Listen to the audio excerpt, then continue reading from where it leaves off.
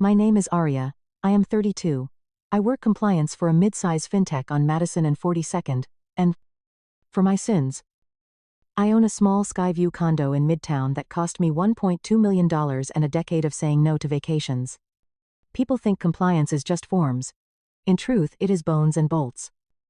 The quiet weight that keeps a structure from collapsing. I like structures that do not collapse. On the rooftop, under heat lamps and ribboned hydrangeas, my fiancé lifted a black folder stamped with a brass notary seal and said, loud enough to carry over the string quartet, "This isn't your condo. It's family property now. Sign the escrow deed?" The bow tie at his throat sat a little too tight. The paper inside crackled like old leaves. I could smell the metal of the clip. People laughed, the way people laugh when they think a cruel thing is a clever thing. I did what old radio hosts do when callers go sideways. I cleared my throat and set down my champagne. You learn a lot about a family from how they pass an envelope. His mother pinched the folder with 2 fingers, as if my mortgage might stain her, and slid it toward me across the cocktail table. Her ring scraped the lacquer and made a noise that still lives behind my ear. Be practical, dear, she cooed. We fronted your engagement banquet. The deed should reflect that we are one household. She said we, the way a banker says we, when he means I own the note. Behind them, the skyline looked like somebody's idea of safety. All those buildings shouldering one another in the blue. I have never believed in safety that can be turned into a form. Before I go on, I want to ask you something. If your fiancé tried to make you sign your home to his family at your own engagement party, would you walk away or sign to keep the peace? Tell me where you're watching from. And write walk away or sign below. Now, let me tell you how a quiet woman from New York learned to keep her pen capped. Shock feels cold, not hot. I looked at the folder. I looked at the man who had kissed my knuckles in cabs and whispered futures in line at bodegas, and I felt the kind of stillness you get in old churches. Around us, glass clinked, and somebody's aunt took a picture. I could see my own face in a silver chafing lid, and I did not look surprised. That is the curse of women like me. We practice composure, the way other people practice piano. Arya, he said, angling his body so the photographer could catch his good side. Sign. And be grateful, we let you into this family photo. It was meant as a joke. Or so the cousins decided in a rush. You can hear a family decide. But a joke that requires your silence is a draft of a contract. I opened the folder with 2 fingers. Inside lay a draft escrow instruction, naming a personal checking account at a bright new neobank I happen to audit twice a year. I saw a homemade term sheet promising guaranteed returns inside 12 months, if I contributed what they called bridge capital toward a family LLC. The LLC, Helianborough Holdings, had an operating agreement, copied from a template. I could tell because the pagination still bore another company's name in faint footer. There was no Form D. No offering exemption. No independent escrow. They had even misspelled my middle name. Here is a free piece of radio wisdom for those of you listening over black coffee. If a document cannot get your name right, it will not get your future right either. I shut the folder. Not tonight, I said. His mother tilted her head. You wouldn't be anything without us. She had a smile like polished stone. I have seen that smile across tables where men tell me a little noncompliance keeps the lights on. A cousin in satin lifted her phone. The red light winked. It's just a formality. Babe, my fiancé said for the camera. She works in compliance. She loves forms. Laughter again. A waiter coughed into his sleeve. The quartet slipped into an old standard about moonlight and pretending. If you have ever stood in a room while people sorted you into useful and difficult, you know the thickness of that air. I could have told them I recognized the escrow account number. I could have told them that the LLC's registered agent had dissolved 2 other shells last spring, both after judgments from vendors. I could have told them I had seen the cousin's LinkedIn. The one he puffed up to pass for an angel investor. The office photos were stock. But there is a time to correct and a time to collect. I folded my hands and let the city breathe on my face. Arya, my fiancé murmured. Lower now. For me alone. The condo will come back to you once we're married. This is about unity. Unity. I thought. The way thunder unifies a field. Where's the independent counsel letter, I asked. Where's the risk disclosure? Where's the actual escrow? He blinked. And that, not the insult, was when I knew this wasn't a lapse, it was a plan. A younger sister, I barely knew, drifted closer. Perfume. Like peaches. Sign it. We saved you from being alone. She said. Like she was offering a coat. A great uncle raised his glass and declared that in a proper household, assets are communal. I watched gloves of steam rise from the heat lamps and curl away. Everything curls away if you wait long enough.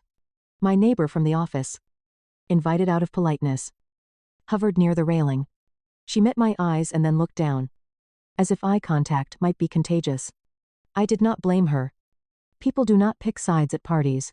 They pick appetizers and safety. Phones buzzed in a little wave. Like minnows turning. The satin cousin's face pinched. Somebody whispered. Check the class chat. In my purse. My own phone lit with a screenshot from a quiet soul in his family group thread. My fiancé had texted earlier that afternoon. She's just a backup wallet if underwriting stalls. A smiley face followed. Cool as a coin. I put the phone down on the table where anyone could see it. No speech. Just the slide of the screen. The giggles dropped by half. He reached for the device, my hand reached faster for the folder. I stood. I will not sign anything tonight. I said. Not loud. Just shaped. If you want unity, you start with honesty. If you want my home, bring a clean escrow. An independent attorney. A filed Form D. And a conscience that knows the difference between a partner and a mark. His mother's lips thinned. You should be grateful anyone wants you. She said. I have learned that gratitude is the word people choose when they mean obedience. The quiet exit steal without spectacle. I slipped the folder into my tote and walked toward the elevator. No drama. The hydrangeas watched me pass. Down on the street. A bus sighed, and the air tasted like rain. I held the folder against my ribs, the way you hold an infant. Careful and protective. I am not a dramatic woman. I am a woman who keeps records. And records, if you let them, grow teeth. Before the doors closed, the satin cousin called after me. You're overreacting. Perhaps. Age will teach you that most tragedies are signed, not screamed. What they did not know, and what I did not tell them, was that the black folder in my tote was not the only folder in the room. The original sat in a fireproof box in a clerk's office on 49th. Alongside a short, stubborn video from a dead man who had once been the only honest lawyer in their line. But I will tell you that part later. If you believe love and law should never be mixed without a witness, write walk away below. If you think I should have signed for peace, write sing. And tell me the city you're watching from. I always imagine faces when I talk like this. It keeps me brave. It is one thing to be humiliated in front of strangers. It is another to be cornered in your own living room by people who call themselves family. A week after the rooftop fiasco, his parents invited me to their apartment in Tribeca. The place smelled of lemon polish and entitlement. They sat me down at a marble table that could have paid half my mortgage. A stack of papers already waited. Each page clipped with a gold pin. His father cleared his throat. You understand, Arya, that the condo was never really yours alone. We advanced family funds for the down payment. He tapped the folder. This is merely to formalize what was always understood. The folder's edge was sharp against my palm. I knew every cent of that down payment had come from my years of work. From turning down vacations and eating boxed pasta until my gums ached. But they said family funds, as though the word itself was proof. His mother leaned forward. Unity means sacrifice. Sign. And we can wipe out $800,000 of family debt. She smiled the way an actress smiles when the camera is on. Debt. That word hung there like smoke. I asked. Whose debt? Silence first. Then a cough. Then her eyes flicked toward her son. He shifted in his seat, pretending interest in his cufflinks. Here is a rule I have learned when someone speaks of family debt. They mean your name on their mistakes. I poured myself water from the crystal pitcher, and set the glass down harder than I meant. The sound cracked through the room. I will need to review these with independent counsel. His father chuckled. Independent counsel, are you suing us? No. I said evenly. I am protecting myself. That answer did not please them. His sister, who had been scrolling on her phone in the corner, finally looked up. She tossed her hair and said, "Be grateful. We let you into this bloodline. Some people beg to belong." Then she went back to tapping the screen. As though that settled the matter. I kept my voice low. Almost gentle. Belonging built on signatures is not belonging. It is leverage. That evening, my phone buzzed with a message from a coworker who had also been at the rooftop event. She had captured a screenshot from their family group chat. My fiancé had written, "Don't worry. She'll sign. She's too cautious to cause a scene. She's basically our backup wallet." A string of laughing emojis trailed his words. I stared at the screen until it blurred. Then I saved the image into a hidden folder, with the same care you give to keepsakes. Some people keep photographs of holidays. I keep evidence. The following Sunday, I agreed to attend another family dinner. This time it was in their townhouse. Candles glowing. Silver polished. The air thick with rosemary chicken. They toasted to new beginnings. I ate quietly, letting them play their roles. His mother asked if I had considered the generous proposal. His father spoke of merging assets. My fiancé raised his glass and said, "Soon, she will understand sacrifice." They thought I was pliant. They mistook stillness for surrender. But stillness is sometimes preparation. When I excused myself to the powder room, I found a manila folder on the console by the stairs. It held copies of the same escrow instructions they had waved at me before. But someone had scribbled in pencil along the margin bridge capital needed by the 30th of March or foreclosure. Foreclosure. The word was underlined twice. I slid my phone from my purse and took 3 quick photos. My pulse thudded. Not with fear, but with confirmation. Their whole scheme was not about unity or tradition. It was about covering a hole. When I returned to the table, I smiled. I lifted my glass and said, "To family. And to transparency." The cousin across from me snorted, not understanding the edge under my words. My fiancé squeezed my hand under the table. A gesture meant for affection but heavy with pressure. That night, back in my own condo, I spread the papers across my dining table. Mortgage statements. Screenshots. Copied contracts. I wrote dates in the corner of each sheet. Order brings calm. Calm brings strength. I thought of my father, long gone now, who used to say, "Trust is a bridge. Build it carefully, because it only collapses once." I looked at the folder they had shoved at me, and I knew their bridge was already ash. Before I end this part, let me say I did not yet know the full extent. I did not yet know that my fiancé had registered a shell company in Delaware, nor that he had promised returns to 2 of his cousins using the same condo as collateral. That revelation was still to come. But already, the air was shifting. Already. I had moved from shock to something sharper. Tell me, if you sat at a table where every hand pushed papers at you, would you sign to keep the peace? Or would you keep your pen-capped comment, sign, or refuse? And remember, what I discovered next changed everything. I have always believed that truth does not knock politely. It barges in. Usually when you are still setting the table. 2 weeks after that tense dinner, I was invited to what they called a family strategy meeting. It took place in a penthouse high above the park. All glass and chrome. The kind of place where reflections look sharper than faces. They gathered in a half circle, his mother with her pearls, his father with his watch ticking like a warning, his sister flipping through her phone. My fiancé stood at the center, speaking as if he were hosting a shareholders meeting. "Arya," he said, "we need clarity before the wedding. Assets merged. Obligations understood." He slid a contract toward me. The paper was thick, embossed. My name was typed neatly at the top. But the clauses beneath told another story. They wanted not just my condo deed but also custodial access to my retirement account. As though my future were theirs to allocate. I ran my finger along the margin. Where someone had penciled notes, collateral for loan due diligence, minimal. The words tasted like metal in my mouth. His sister leaned forward. "Without us, you're nothing but a paycheck." She said it with the satisfaction of someone delivering a final blow. I could have argued then. I could have slammed the contract shut. Instead, I asked one quiet question. And what will you contribute? The silence that followed was almost tender. They shifted. Avoided my gaze. Cleared throats. Contribution was not in their vocabulary. Later that night, while the city throbbed below, I opened my laptop. Compliance has taught me that every shadow leaves a trace. I searched the name of the LLC again. Helianborough Holdings.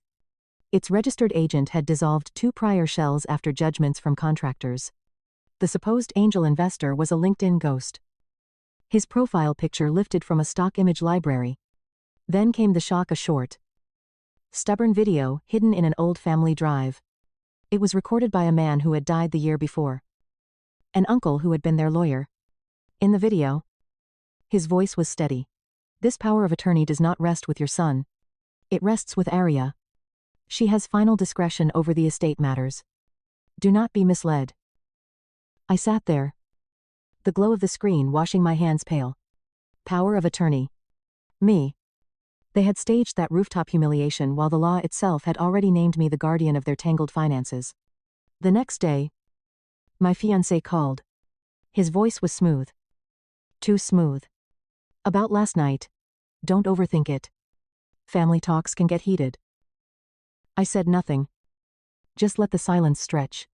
He filled it quickly. We just need your condo tied in. Temporary. To secure the line of credit. You'll still live there. Nothing changes. Except ownership. I said. He sighed. You're making this harder than it is. I looked out at the skyline from my balcony. The towers stood firm. Each rooted deep. Maybe it should be hard. I said. And hung up. Here is something I have learned in compliance and in life: people who cut corners once will cut them again. And people who mock you in public will betray you in private. That evening, I received a call from a friend in banking.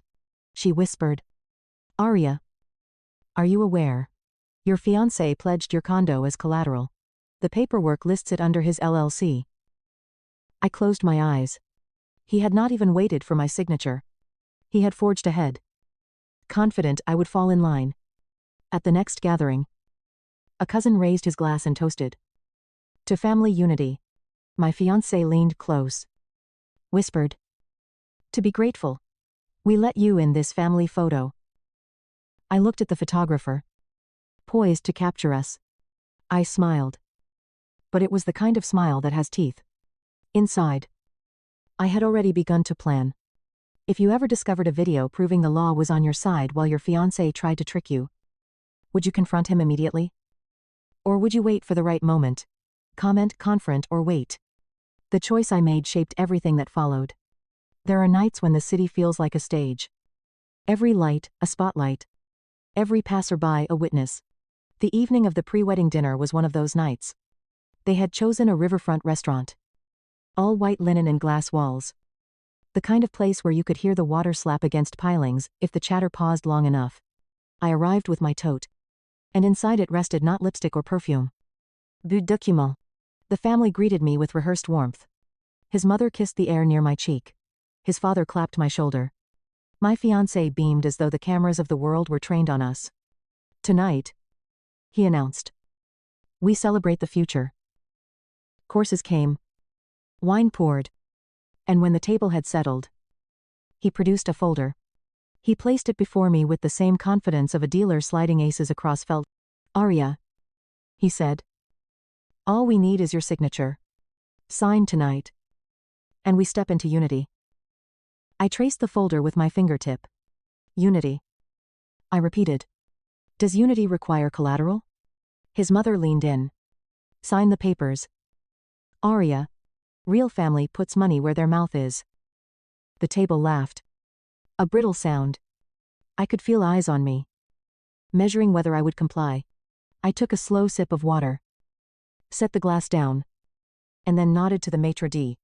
At my signal, 2 men in dark suits entered, not family. Not friends. But investigators. Behind them came a notary, carrying a slim black case. My fiancé's smile faltered. What is this? This, I said, is transparency. I pulled from my tote, not just their contracts, But the evidence I had collected: screenshots of the group chat calling me a wallet, the penciled notes about foreclosure, and the old video from their own uncle naming me power of attorney. I set each item on the white tablecloth as though dealing cards. The room hushed. Diners at nearby tables turned in their chairs. My fiancé lunged forward, voice rising. "This is a private matter. You have no right." The investigator cut him off gently. "On the contrary. See, when unregistered securities are offered, and collateral is pledged without consent, the matter is far from private." His father blanched. His mother whispered, "How dare you bring strangers into family business?" I met her eyes. "You made it business the moment you treated me as collateral." The cousins fidgeted. The sister hissed, "You're destroying everything we built." "Built," I said. "You built debt. You built shells. What I am destroying is illusion." The notary laid out a single sheet, a statement affirming my authority over disputed assets. I signed it with a steady hand. My fiancé reached for the paper, but the investigator's palm blocked him. His face crumpled from charm to fury in one heartbeat. He tried to stand, to storm from the table, but security at the door moved faster. The diners watched as the proud son of that family was guided back into his chair. A camera phone clicked somewhere. Humiliation travels quicker than wine. I looked at each of them in turn. "You humiliated me on a rooftop. You laughed as you shoved a false escrow under my nose. Tonight, I show you the cost of arrogance. Transparency. Evidence. Law." My fiancé muttered, "You'll regret this." "No," I said quietly. "I regret only that I waited this long." Outside, the river kept moving, indifferent to human drama. But inside that glass-walled room, something permanent shifted. The family who had mocked me, who had pressed for signatures and called me a backup wallet, now stared at me as though I were the one with the power because I was. And yet, this was not the end. The end had sharper edges still. If you had the chance to expose betrayal in front of an entire family, would you take it publicly? Or keep it private? Comment public or private? Because the choice I made that night echoed louder than the river itself. The morning after the riverfront dinner, my phone would not stop buzzing. News moves fast in a city that feeds on humiliation. A blurry video of my fiancé shouting at the investigators had already circled through social feeds. Neighbors, colleagues, even my barber texted, "Is this true?" But the real blow came from the lawyer of his late uncle, the man whose video had already saved me. He called to say he had one more item. "Aria," he said, "there is a supplemental file. Your fiancé was never meant to hold power of attorney. The document was lodged with the county clerk. And there is more." That afternoon, in a plain office that smelled of dust and ink, I opened the supplemental file. Inside was a recorded testament. The old lawyer speaking into a lens with weary eyes. "If they pressure you, remember the trust is not theirs. It is guarded by a clause that requires your signature and independent counsel. Even if they forge, even if they shout, the clause stands. Do not yield." I pressed pause. My breath caught. All their noise, all their bravado, was nothing against ink already dried. That evening, I received another message. This time from an acquaintance I barely knew. A parent of one of his cousin's friends. The message read, "Did you know he's been recruiting kids for his so-called startup? My son nearly wired money." Attached was a voice memo, the syrupy pitch of my fiancé, promising doubled returns. Guaranteed. If teenagers funneled savings into his shell. My stomach twisted. This was not just greed, it was predation. The family called an emergency meeting. This time no river views. No polished marble, just their townhouse. Curtains drawn. They sat tighter now. The arrogance cracked. His father looked smaller. His mother's pearls clutched too hard. My fiancé paced. Red in the face. "We can fix this. She will sign. She always folds." I stood by the window. Folder in hand. "No," I said. "I will not sign. And I will not fold." His sister spat. "Without us, you're nothing. You're just a woman with a condo." I almost laughed. A woman with a condo. Yes. And a woman with power of attorney. And, more importantly, a woman with evidence. I laid the documents on their polished table, the forged escrow instructions, the fake investor profile, the voice memo solicitation. Each piece heavy as a gavel. His mother's voice broke. Arya. Think of the wedding. Think of appearances. Appearances, I said. You should have thought of appearances before tricking children into wiring their savings. He lunged then, snatching at the folder. For a moment, his hands gripped mine. The paper crumpling between us. His eyes burned with desperation. Sign. Or we all go under. I looked into those eyes, and saw not love. Not even anger. But fear? Fear of losing the mask. I let go not of the papers, but of him. Then go under. I said. The investigators I had contacted earlier were waiting outside. They stepped in as though on cue. The family's voices rose in chaos. His sister screaming. His father pleading. His mother cursing. My fiancé struggling against the men who now had warrants in hand. Arya, he shouted as they guided him out. You'll pay for this. You think the law protects you? I did not raise my voice. The law protects itself. I am just holding the pen. When the door shut behind them, the townhouse felt cavernous. Stripped of pretense. The pearls clattered to the floor. His mother sank into a chair. His father stared at the papers like they were snakes. I gathered my folder calmly. Evidence is never glamorous. It is paper and ink. Timestamps and signatures. But in the end, paper outweighs shouting. Would you have walked out that night with the evidence? Or would you have stayed to watch them unravel, comment, walk, or stay? I chose to stay. Because some endings deserve witnesses. Silence has a texture. After the arrests, the city seemed to breathe easier. But in their townhouse, silence sat thick as dust. Reporters lingered outside. Neighbors whispered. And the family that once strutted across rooftops now drew their curtains tight. I returned to my condo. My own space. Walls I had paid for with years of labor. The key turned smoothly in the lock. And for the first time in months, I felt the click of true ownership. My fiancé's belongings had been removed by movers under the watch of investigators. The rooms felt lighter, as though the walls themselves were relieved. News spread quickly. The investigators uncovered more than I had guessed: multiple shell companies across states. Each used to funnel money from unsuspecting friends and even from teenagers he had coaxed with promises of easy returns. In total, losses exceeded $2 million. Families came forward, clutching receipts, text logs, and wires. Each story different, but the pattern the same. His trial date was set. I read the court documents with the detachment of someone who has spent years in compliance.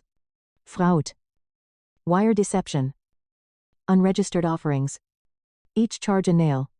The maximum sentence stretched into decades. His parents reached out once. A trembling call. They wanted to apologize. To explain they had not known the depths. I believed part of that. Denial can be as binding as debt. But I also remembered their voices in the papers. Unity means sacrifice. It is hard to forgive words that slice so clean. I thanked them for the call. Wished them health. And hung up. Some bridges cannot be rebuilt. Not because you lack mortar, but because the foundation was false from the start. One evening, I stood on my balcony overlooking the city. Lights winked on like stars. The hum of traffic steady. I thought of my father's old saying, trust is a bridge. And it only collapses once. I had walked across, and though it cracked beneath me, I had reached the other side. Nova, his younger cousin, barely 16. The one he had nearly recruited, sent me a message. Thank you. She wrote. I almost believed him. You saved my savings. Maybe my future. That line stayed with me longer than any court filing. I realized, then revenge is not about fire or fury. It is about preventing the same harm from touching others. I was invited to speak at a compliance seminar soon after. I told them the story. Pared down to its bones. Not names. Not gossip. But principles never sign under pressure.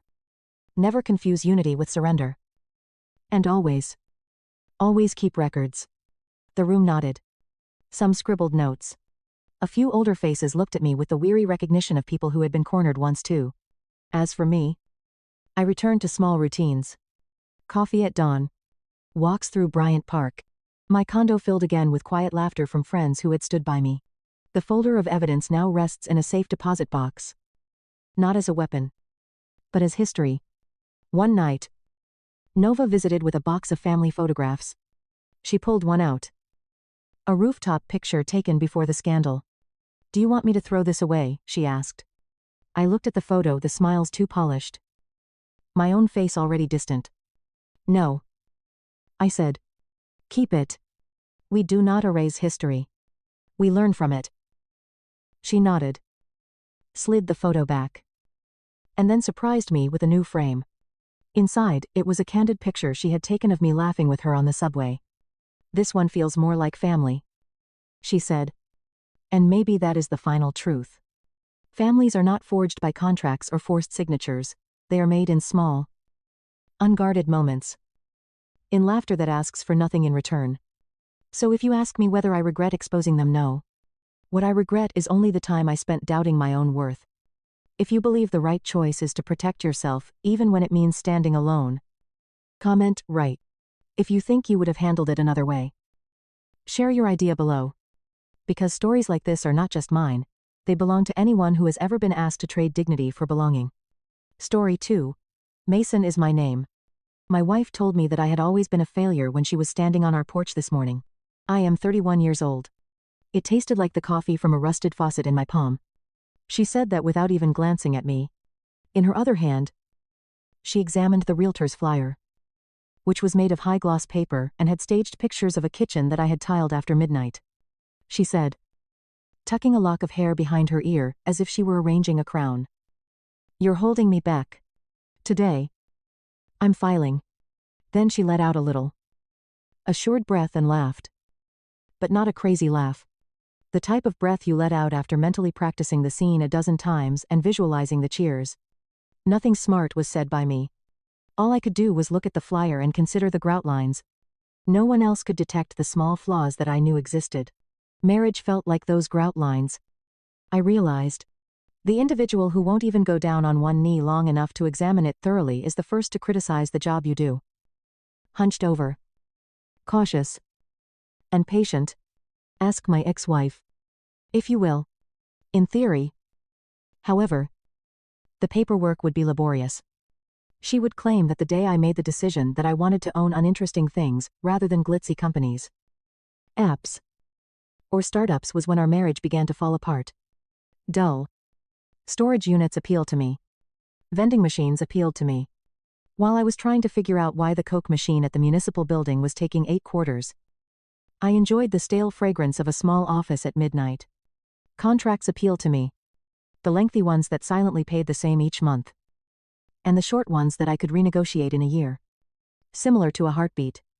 You fall in love with constant rhythms if you don't have a safety net growing up. I was still doing maintenance at a mid-rise apartment complex when we were married at the age of 26. I drove an ancient Civic whose clear finish was peeling like sunburn. Mended washers. And cleaned drains. There were also old warehouses with damaged gate motors. Customer leads. City auction dates. Notes. And a list of all the used snack machines, in 3 counties, on my second phone. She rolled her eyes. Aware of the notepad. At family gatherings, she would swirl a glass of wine and say, "My husband and his big business."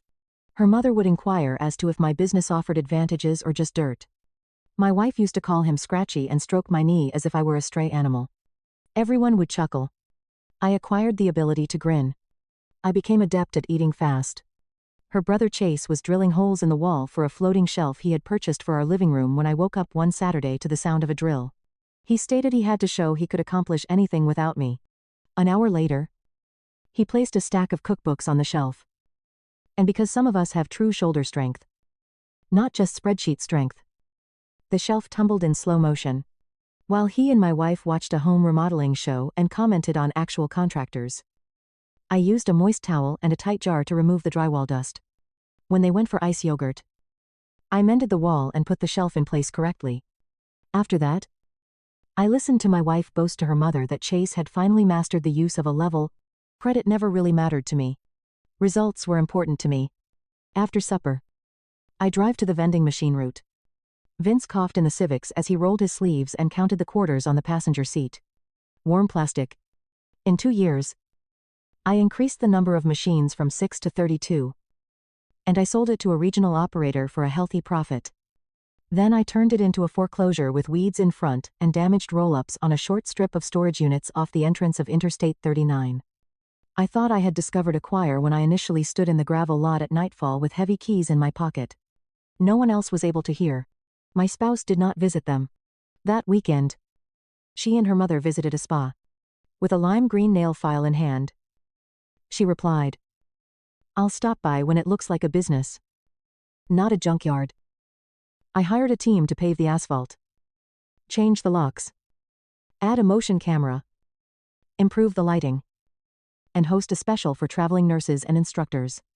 Occupancy increased inside a year in just 3 months. A waiting list was in place. My wife either pretended not to notice or didn't notice. She was establishing herself online through partnerships with yoga skincare brands that periodically offered her free merchandise in exchange for a little payment if she uploaded a video within a 24-hour period. She enjoyed lighting and storage containers that matched soft boxes. She enjoyed using the pronouns we when referring to I and I while referring to you. My steel-toed boots remained on. The Civic was my everywhere I went. I continued to pick up loose screws. You learn to accumulate items that may eventually cause you to become vulnerable. Every time her family got together for birthdays or on any other Tuesday that her mother decided was a family night, the topic of employment, housing, and vacations came up. Mason is employed. Again. What is it? While using slow precision equipment to slice chicken, her mother would inquire. Maintenance would be my wife's response. But he plans to start something eventually. They would then shift their focus to Chase's goals. His vision board. His mentor who used the terms conquer and crush. And his new sales position, which came with an ostentatious-looking name badge, as if it had a personality. They discuss things like Hawaii, lake cottages, or a certain brand of countertop. A little assistance clearing plates and scheduling a 6 a.m. meeting with a contractor who preferred early starts the following morning. I've asked myself the same question. Why did I marry someone who spoke to me in such a manner? She seemed kind at first. She first expressed her admiration for the fact that I wasn't acting. "I'm steady," she said. Before steady began to sound like stagnate. That term had meaning for me. Until I turned down a new subscription package or another weekend getaway. "I was thinking small," she remarked. Our 3rd anniversary meal was the first genuine crack one I sensed. We went to a fashionable restaurant that seemed like it was in a greenhouse, with plants hanging from the ceiling. Something with edible flowers was what she wanted. I informed her that I was closing on a second storage property across town, which had 23 units and a closet-sized metal office. I responded, "It's a decent deal. It will be difficult for a while to hold a glass carefully during a lengthy stroll. But the numbers work." She glanced at the waiter and then at me. "In other words, he wants us to continue eating at home indefinitely." Grinning, she said, "Are you aware that he still drives his college car?" The waiter gave a courteous laugh. I can still feel the tingle at the nape of my neck. Rose gave the unspoken thought. And then he sat down again. "The plan is for us to be on the same team." The credit card bill followed. I discovered it behind a pile of brand mailers on the kitchen island. A card with my name that I was unaware of. We both gave her mother gifts. While she was filming a movie on intentional living, I had to put together a glossy white coffee table at midnight for a girls' wellness weekend. Loud hadn't worked. So I gently faced her. She gave a shrug. She said, "You can afford it. Nearly purchased. If your life resembles a workshop, what good is it to build one?" I canceled the card. She sobbed in front of her mom. "Real men buy things that shine," her mother added, referring to me as a controlling minimalist. I went to therapy by myself. In between sessions, the therapist tended a plant and had a nice gaze. He remarked, "You talk like a man who's always cleaning up after other people's mess. You learned that, or did you choose to do it?" I took my schoolwork with me.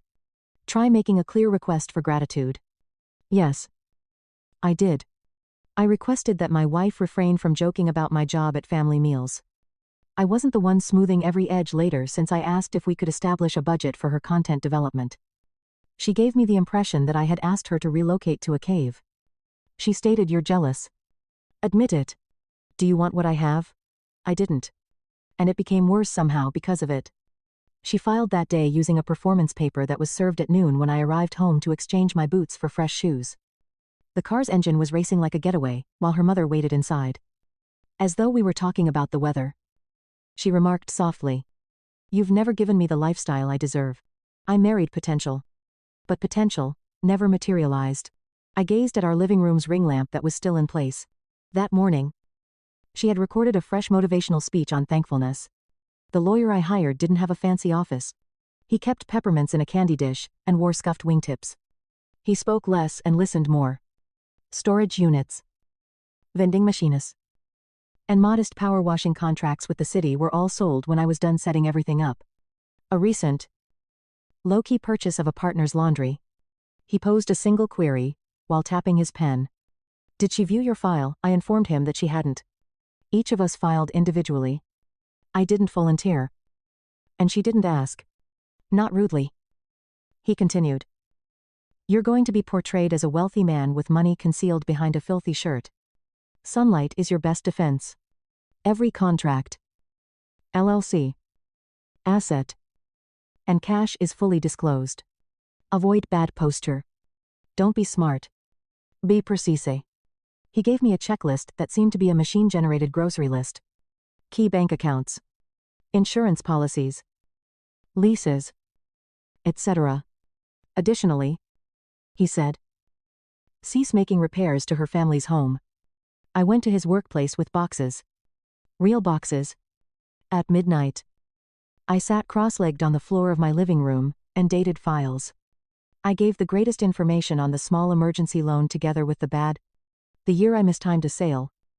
A tenant's apartment flooded the unsightly tax bill. So I took a winter break. Due of the asphalt contractor's delays, I paid myself less throughout those weeks. In addition to current cash, I included contracts that indicated future earnings. A 5-year extension for grounds maintenance with the city. A developer signed a letter of intent to use a portion of my interstate land for a billboard. Our little laundromat's ownership documentation for the partnership. Reliable coins. Old machinery. Steady income. Those stormy, calm months. It was not ostentatious. It was a map of boredom embedded in a solid object. It was time for the interim hearing. She arrived wearing a silk shirt with a pointed collar and lipstick that exuded confidence. Her mother sat upright behind her back. A little grin hung like a pin on her face. Wearing a suit he had stolen from a friend. Chase appeared at the doorway, attempting to appear both a witness and an ally. Since I don't trust handles on old cardboard, my lawyer and the box I had brought in myself were on my side of the room. Her lawyer was intelligent, well-groomed, and he spoke her first name, as if he had known her since infancy. He informed the judge that my wife deserved immediate interim alimony and compensating lifestyle assistance because she had helped me through years of experimenting. He referred to my companies as hustles. When he remarked, "Appearance is not a crime," he pointed to my shoes.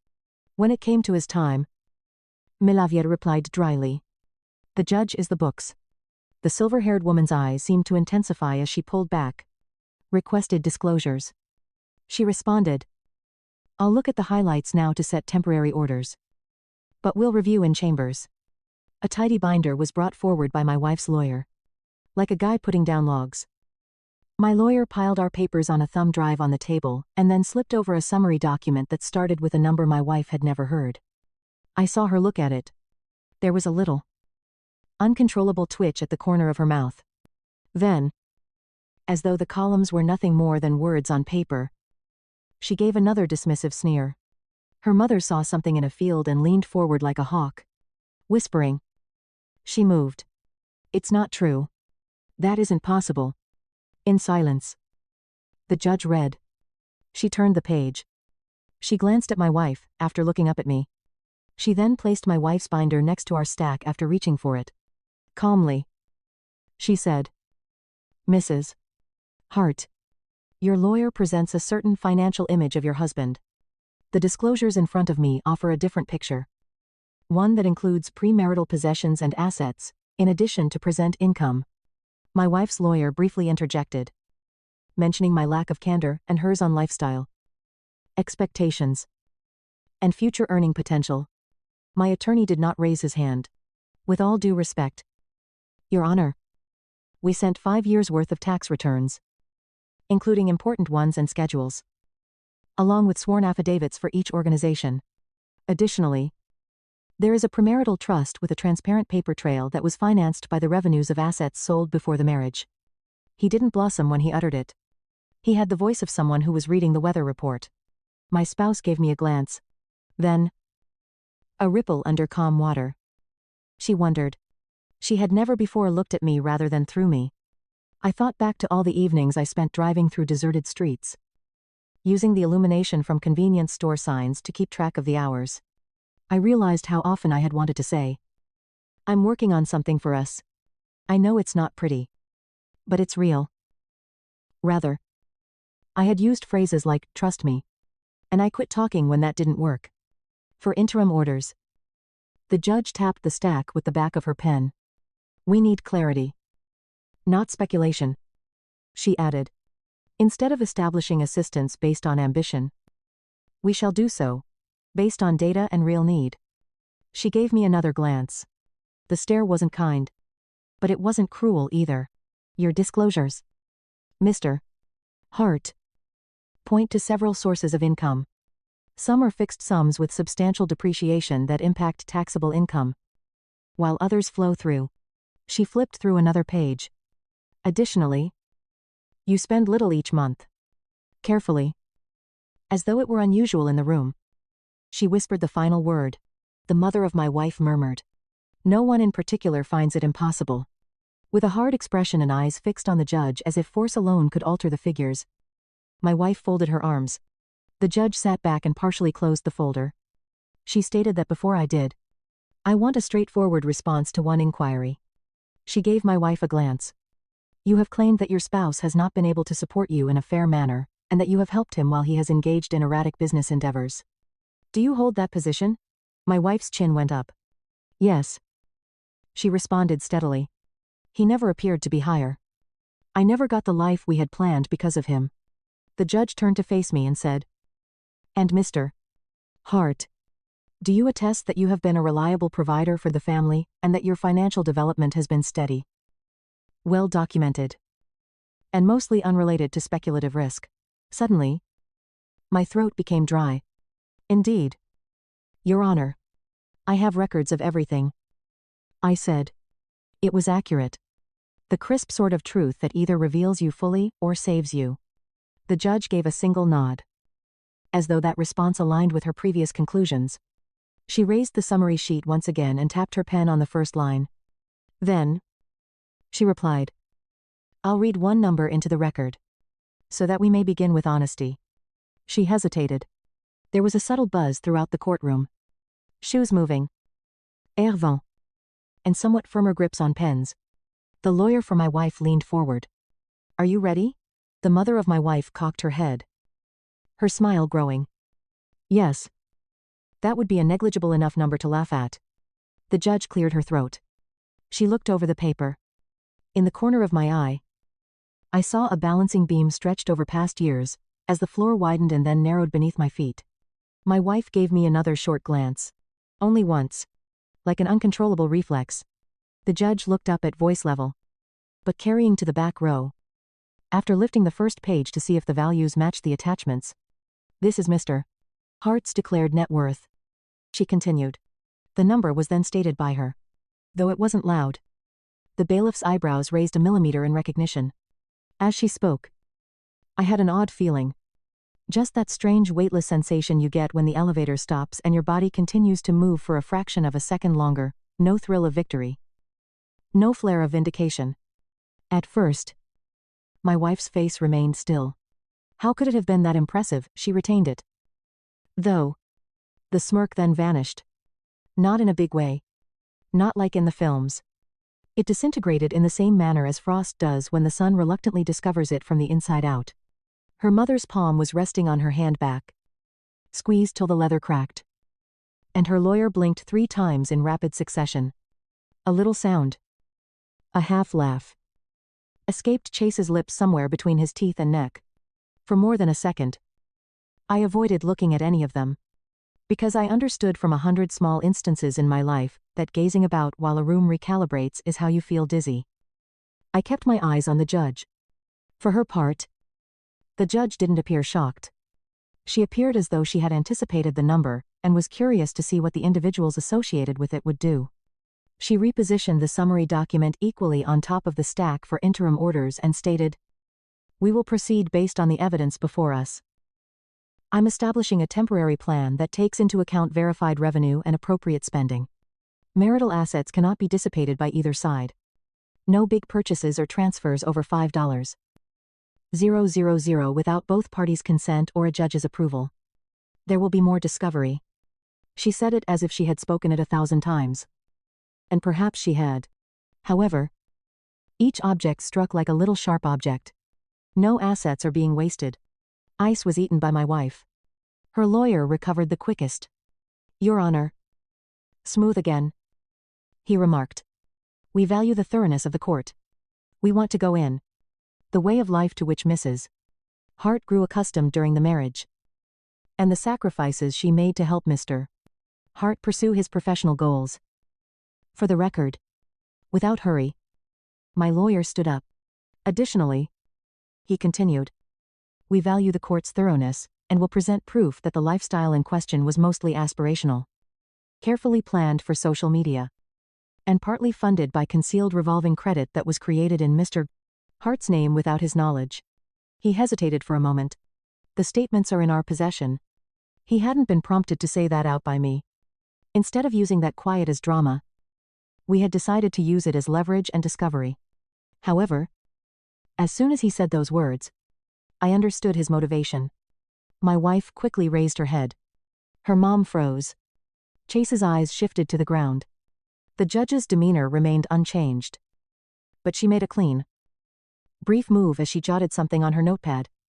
The hearing continued. Deadlines and dates. Next actions.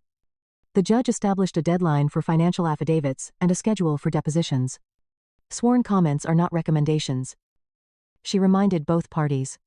She made it clear that there will be consequences for any party found to have distorted important information. It was clinical. Procedural.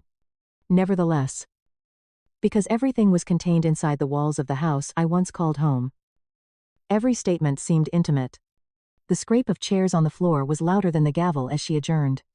In the hallway, we moved slowly in a cluster. The air in the courthouse felt less contrived and colder. My attorney tenderly stroked my elbow. He muttered, "Good day." In the same way, a coach might tell a runner that their time was good but not exceptional. Avoid gloating. Avoid talking to them. His family met my wife's. I gave a nod. Still, they talked to me. With a smile that stopped short of her eyes. Her mother moved into my line of sight. "Did you hide softly?" she said. "You had it everything. Family doesn't do that." I said. She said, "Family is like a piece of art." I let the words to drift past me. With her arms folded and her face restrained, my wife stood one step behind her. She responded, "You could have told me." That touched down. It was a reality that pointed in the wrong way. Not because it was fair. She could have listened if I had informed her. Instead, we both opted for positions that were predictable. Finally speaking, quietly, I added, "I filed taxes. I left my documents out in the open. You chuckled when I asked you to look at contracts. I made an effort." The final 2 words sounded more worn out than I intended. I anticipated a retort. A diversion. Perhaps a comment on my vehicle or boots. What caught me off guard was the brief flash of something that may have been calculation or sorrow in her eyes. She was about to respond, when Chase stopped her. I exclaimed, "So you're rich now?" Oblivious to the fact that we were in a corridor with others passing by. "And you're still wearing janitorial clothes," he smiled. Proud of his own courage. Conning the system must be pleasant. Without making physical contact, my lawyer moved to separate us. "Calm as a metronome," he remarked. "We're done for today," and led the way to the elevators. We sat in his office again. The door locked. The windows rubbing against the sounds of the city. He removed his spectacles and placed them on a legal pad. He predicted that she would change course. The first shock will subside. Anticipate a story of emotional mistreatment and hidden wealth. Anticipate testimonies from friends and relatives about how she kept the house together while you were reportedly out looking for money. You should anticipate receiving discovery requests for everything, including your report cards from middle school. I spoke everything I wanted to say. The boxes were visible to you. I did, he said. And I saw that one item was missing. Recognition. He held up a hand before I could ask what he meant. Not from her. From you. You did the work in the dark for years. You were okay with that. But a part of you also wanted her to see you. That part is loud today. If you let it drive, you'll make mistakes. You'll over-explain. You'll send a text you regret. Don't stay boring. Boring wins cases like this. I took a peppermint from the dish and turned it in my fingers until the wrapper squeaked. What about the credit cards? We will handle it, he said carefully. If we push too hard, too fast, her attorney will move to paint it as financial control or paranoia. We'll subpoena the statements we don't have. Call the bank's fraud team and keep our powder dry. Also, I need you to tell me something you haven't yet. I looked up. He waited. The trust, he said. You mentioned it was funded with proceeds from assets before the marriage. You also said your grandfather left you a small piece of land out by the river floodplain. Worth more on paper than in practice. We listed it fine. What you didn't say is why the trust instruments are written with survivorship conditions that trigger on events other than death. I read every line. Someone older taught you how to build fire breaks. I thought of my grandfather's handwriting. Block letters on yellow paper. He was a carpenter who spoke 5 different ways of saying measure twice. When I was 15, he told me a story about a friend whose family came apart in court. People don't change when they're hungry, he said. They change when there's pie on the table. He showed me how to put gates and fences. No one notices until they need to move cattle. My grandfather didn't leave much, I said. But he left tools. The lawyer nodded like I'd answered a different question. Well, he said. The tools are working. The first week after the hearing was quiet in an unsettling way. Like the space after a thunderclap when your ears are still ringing. I went to the properties early and stayed late. I replaced the dented roll-up door myself because I needed to feel a steel panel give under a mallet. I made deposits and logged receipts and changed the bulbs and the motion lights because the flicker made me itch. I ate at the diner where the waitress calls everyone hand and never asks what you're working on, because she's got her own overtime to think about. I slept some. Then the request started. Her attorney sent interrogatories with questions that felt less like inquiries and more like accusations written in polite grammar. Provide every password you have used in the last 5 years. Provide a list of every person to whom you have spoken about your business. Provide documentation of all gifts given to any person in the last 7 years. Provide your journals. Provide your notebooks. Provide your budget for clothing. The last one would have been funny if it didn't come attached to a subpoena. My lawyer returned their volley with our own. Provide all social media income statements. Provide tax returns for the last 5 years. Provide bank statements for all accounts under your name, or for your benefit. Provide any and all credit applications made in the last 5 years, including for lines of credit and retail cards. Provide documentation of all expenditures over $1,000 made without Mr. Hart's knowledge. The house felt like a set after a play closed. You can still see where the furniture was, even if it's gone. I took photos of everything, room by room. Not because I had to. Our county didn't require a property inventory for temporary orders. But because I needed proof of something that looked like a past. The ring light still stood in the living room, tall and ridiculous. She had taken her camera, her plants, her collection of neutrally colored blankets that all felt the same. I opened a cupboard and found 6 kinds of tea she bought for aesthetic videos and never drank. I closed it and leaned my forehead against the door until the cool, cheap wood steadied me. The first deposition was set for a Tuesday. We sat around a table with a court reporter whose fingers move like a piano. Players. My wife's attorney asked the questions. Mine objected when he needed to. It was tedious and surgical. Describe your income sources.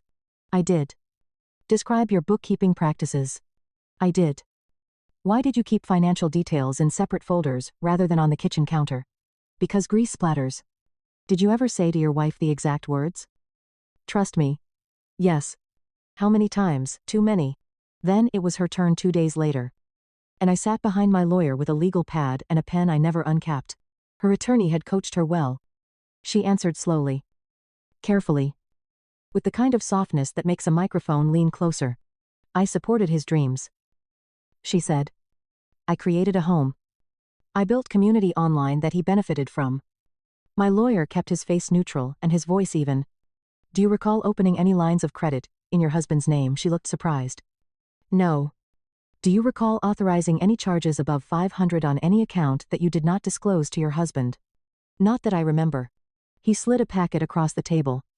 Exhibit 12. He said the bank statements we had pulled with my authorization. The ones that showed a card issued on my account. Mailed to our address. Activated via our shared landline. She glanced down once. Then looked up as if the papers hurt her eyes. He knew. She said. We discussed it. My chest went cold. We had not. Her attorney objected to the characterization. The court reporter kept typing unmoved. My lawyer didn't push. He let the denial sit just long enough for it to cool. Then he moved on to the brand money. The affiliate links. The sponsored posts written as two-person narratives that featured me as the tidy handyman in the background. Did the companies pay you directly? He asked. Sometimes. She said. Sometimes they sent product. Do you have records of the products received as compensation? No. She said softly.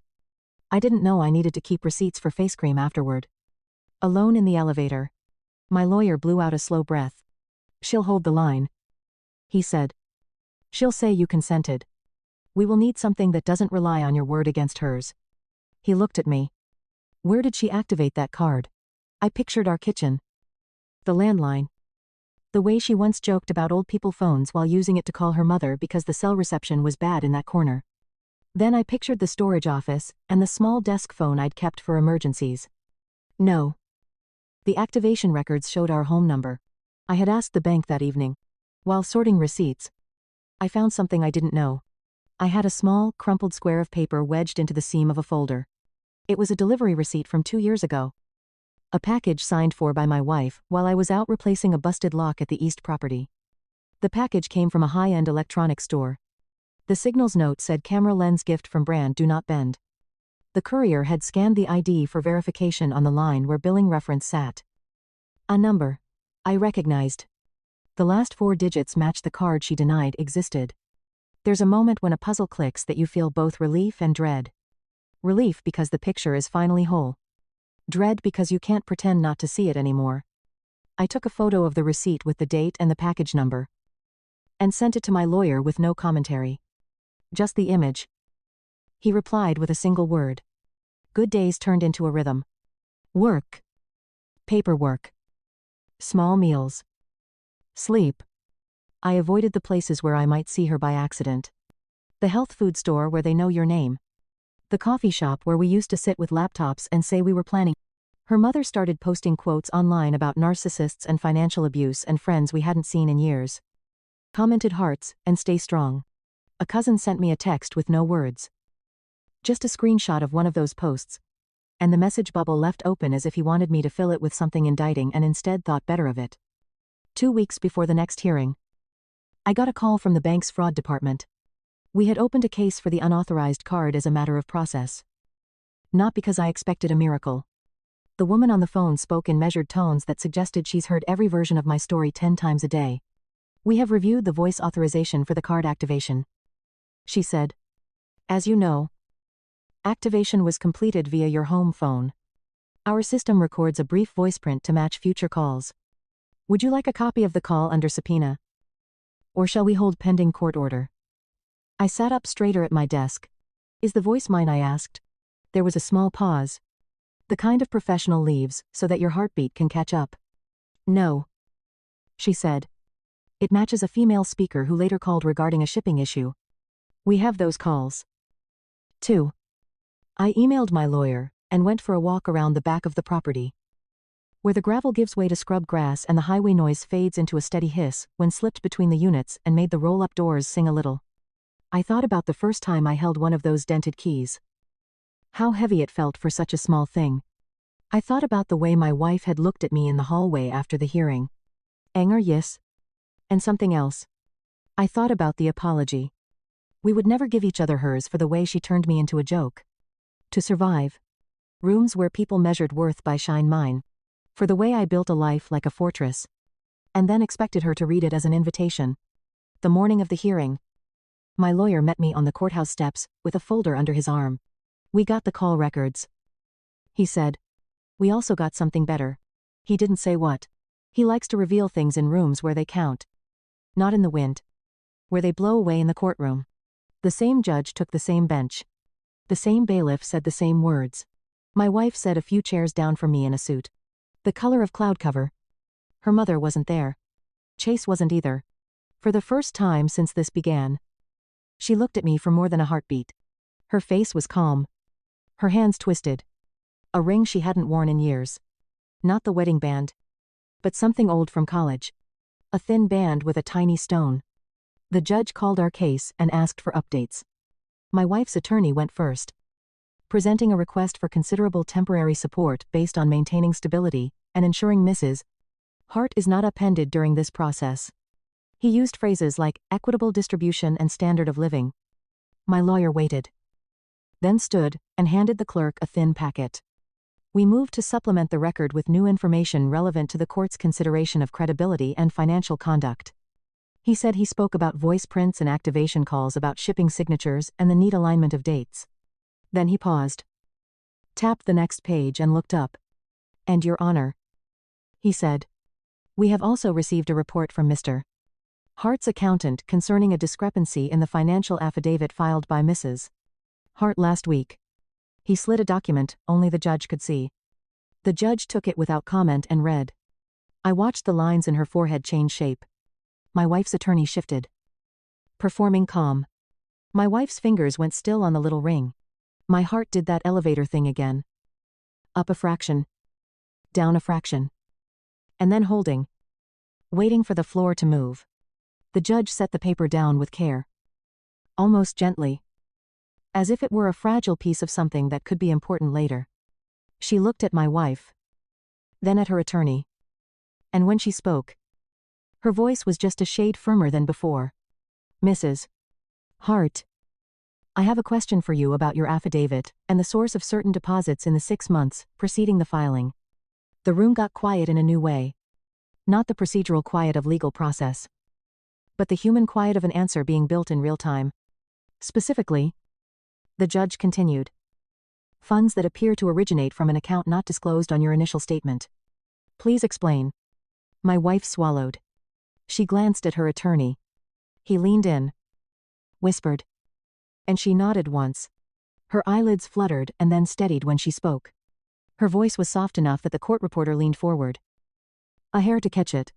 Those deposits, she said, were reimbursements from brand collaborations. I must have forgotten to list that account because it was used for business only. She kept her face smooth. The judge watched her like a carpenter. Watching a beam settle. I see. The judge said. And the brand reimbursements would correspond to invoices. Yes. My wife nodded. Then you will have invoices. Another. Not good. The judge said. Please provide them. My lawyer didn't look at me. But I felt the change in his breathing. He flipped the next page in his folder. Your Honor. He said. We anticipated that explanation and have already subpoenaed the platform used for those brand payments. Their response indicates no reimbursements in the amounts and on the dates listed.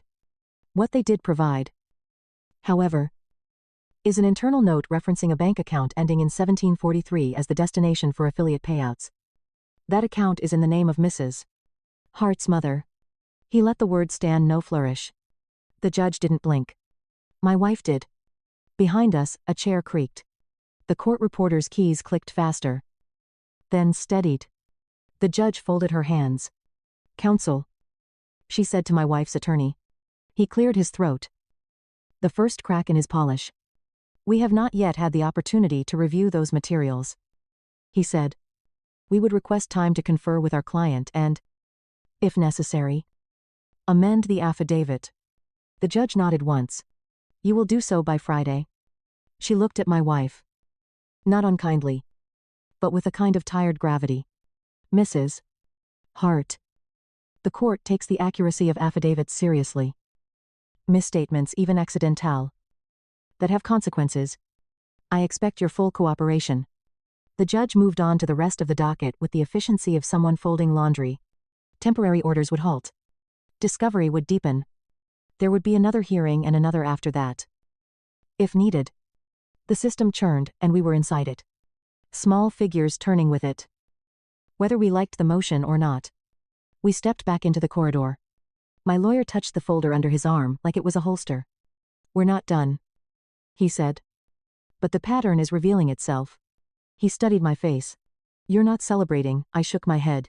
It doesn't feel like winning, I said. It feels like watching a house I built catch a leak and trying to save the beams. He nodded. That's because you're not a destroyer by nature. Keep that. Let the process do the breaking. Shut down the hall. My wife stood by the window with her phone in her hand. Staring at nothing. A ray of sun cut across the floor and landed on her shoe. She looked not small. Exactly. But thinner than the version of herself that laughed on porches. She turned. Noticed me. And for a second, something like the first year of our marriage flickered between us. The dinners with too much garlic. The way she used to sit on the counter and dangle her feet while I told stories about rusty gate motors and she told me about lighting angles. She walked toward me, stopping at a polite distance. I didn't know the number, she said quietly. There was no sarcasm. No edge. Just a sentence. I know, I said. I don't know if it would have changed anything. She looked down at her hands. Me neither. Then, after a beat, did you ever think about telling me anyway? I laughed once. Not unkindly. Every day, I said. And every day I thought, tomorrow. When we're less tired. When the sink isn't full. When the shelf isn't falling. When the jokes aren't happening. And then the days passed. And I started believing it was better to be invisible than to be mocked. She bit her lip. I didn't know it felt that way. That's the problem, I said. We didn't know a lot of things. She nodded and turned as if to go and stopped. If my mother, she began. Then stopped again. Choosing a different route. The account. It's not what it looks like. She stared at me. Waiting to see what I'd do with that. I didn't give her the relief of an easy out or the cruelty of a hard accusation. I waited. She opened her mouth. Closed it. And then her attorney called her name. She went back at the office. My lawyer finally told me what he'd held back on the steps. He said a thin stack of printouts on the desk. We pulled the metadata on her affidavit. He said it was edited 3 times from an IP address registered to her mother's home. We have the timestamps. He looked at me. There's a universe where your wife is being steered. He didn't say used. He didn't have to. If that's the case, he continued, pushing harder than needed may backfire. Judges notice when a party looks more like a pawn than a queen. I sat with that. I thought about boxes inside. Boxes about old lessons from my grandfather. About gates and fences. I thought about the difference between winning and burning. I thought about the way my wife's voice sounded when she asked if I ever considered telling her anyway. I thought about my own answer and the truth inside it that made my chest ache in a quiet, steady way. We planned next steps. Soup buenas. A motion to compel production of devices for a limited forensic review. A notice to depose her mother. I drove to the east property at dusk and walked the rows as the lights clicked on one by one. Neat halos in the growing dark.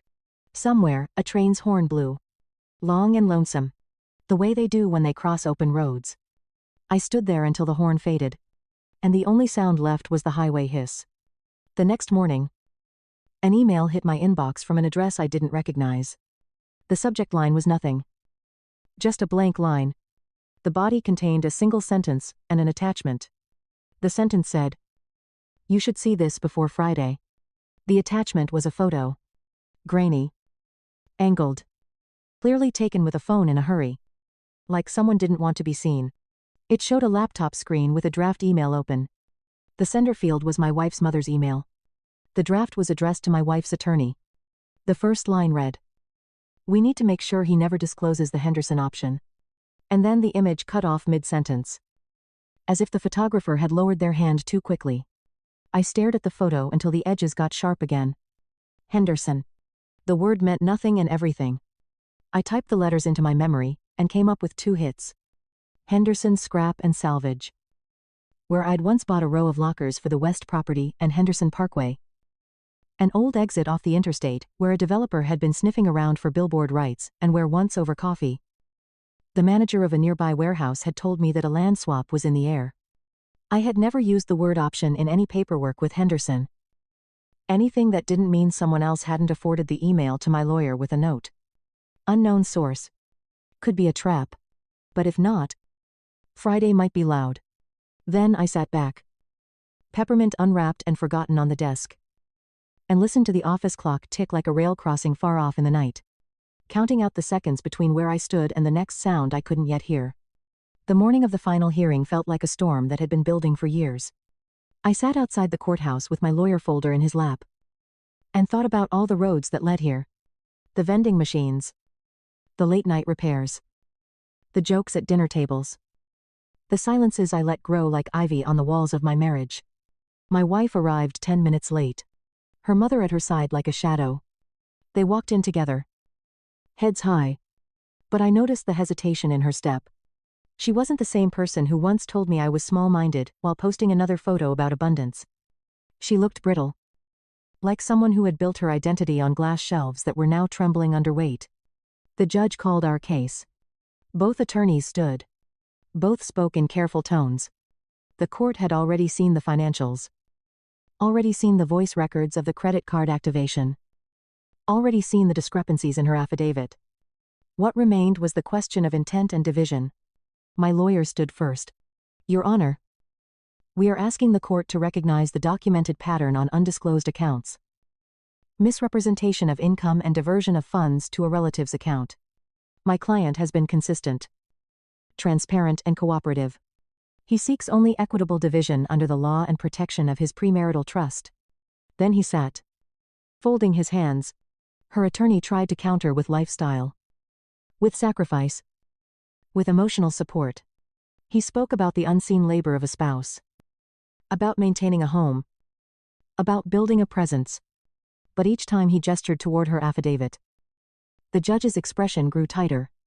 When he finished, the silence was louder than his words. Then the judge spoke. The court has considered testimony, evidence, and the credibility of disclosures. She looked directly at my wife. Mrs. Hart, the discrepancies in your filings are serious. While the court recognizes the contributions of non-financial labor in a marriage, it does not excuse dishonesty. You were asked for full disclosure. You did not provide it. Furthermore, evidence indicates deliberate concealment of funds through an account in your mother's name that undermines your credibility before this court. Her mother shifted uncomfortably. But the judge wasn't done. The law requires fairness. Mr. Hart has demonstrated consistent, documented financial growth, and has protected premarital assets appropriately. Those assets will remain. His marital property will be divided equitably, not equally. Given the circumstances. She turned another page. The request for spousal support is denied. Temporary orders will be lifted. The court finds no basis to order alimony when misrepresentation has occurred. The words landed like stones dropped into still water. My wife's face drained of color. Her attorney tried to interject, citing precedent. But the judge raised a hand. Enough. This matter is concluded. Mrs. Hart, you will produce the invoices you claimed within 10 days. Or face sanction. Mr. Hart, your disclosures are accepted. The marital residence being primarily funded from your separate accounts remains yours. Court is adjourned. She struck the gavel. The room erupted into murmurs. My wife stared straight ahead. Lips pressed tight. Her mother leaned in to whisper. But my wife didn't move. For the first time in years. She looked small. Not because of me. but because the mask she wore had cracked under its own weight. Outside, the sun was sharp, almost mocking after so many gray days. My lawyer clapped my shoulder. "You played it the right way," he said. "You let the evidence speak. That's why you won." I nodded. Though it didn't feel like winning, it felt like survival. It felt like walking out of a burning building with soot on your hands and lungs full of smoke. Grateful for the air, but aware of the wreckage behind you. She caught up to me at the bottom of the courthouse steps. "No, Mother. No, attorney. Just her. You could have destroyed me," she said quietly. "You didn't." Her voice trembled on the edge of accusation and relief. I looked at her for a long moment. "I didn't have to," I said. "You did that yourself." She flinched, then looked down at her shoes. "Was it ever enough?" she asked. The question was raw, stripped of pride. I thought of the dinners, the garlic, the counters, the late nights, the quiet mornings before the world woke. "It could have been," I said softly. "But we didn't let it be." She turned and walked away. Shoulders slumped as her mother called her from the car. I stood there until they were gone. Then breathed deep for the first time in months. The air didn't taste like iron. In the weeks that followed, life became simple again. I went back to the properties. Fixed a leaking gutter. Replaced a broken keypad.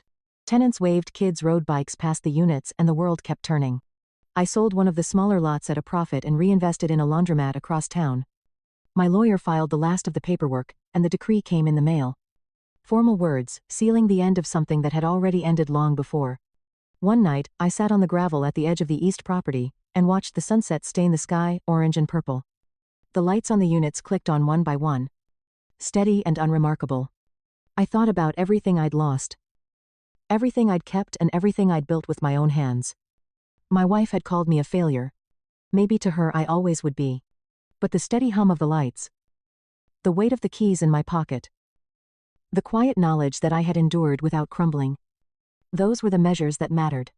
When I stood up, brushed the dust from my jeans and locked the gate behind me, I didn't feel like a failure.